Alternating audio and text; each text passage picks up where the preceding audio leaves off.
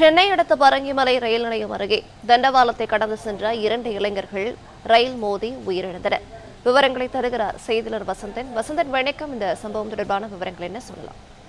வணக்கம். Cricket விளையாடுவதற்காக railway தண்டவாளத்தை கடந்து சென்ற நண்பர்கள் ரயில் மோதி சம்பவ இடத்திலேயே உயிரிழந்துள்ளனர். அதாவது சென்னை அடுத்த பரங்கிமலை ரயில் நிலையம் அருகே தண்டவாளத்தை கடந்து சென்ற 2 இளைஞர்கள் மீது எழும்பூரிலிருந்து தாம்பரம் வழியாக சென்ற ரயில் மோதியதில் சம்பவ இடத்திலேயே தூக்கி வீசப்பட்டு உயிரிழந்தனர். இது குறித்து தகவல் இருந்ததும் தாம்பரம் காவல் ஆய்வாளர் வைரவன் சம்பவ இடத்திற்கு சென்று பலியான 2 பேரின் உடலை மீட்டு பிரேத பரிசோதனைக்காக அரசு மருத்துவமனைக்கு அனுப்பி வைத்தார். மேலும் விசாரணை நடத்தியதில் பெரம்பலூர் முகமதுப்பட்டினம் பகுதியைச் சார்ந்த முகமது நபுல் மற்றும் சபீர் அகமது என்பது தெரிய வந்தது.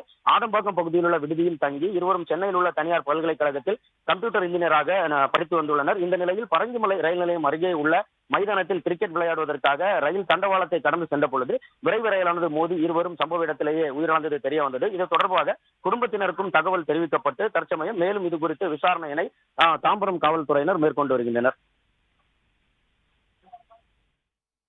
விவரங்களுக்கு நன்றி வசந்தன்.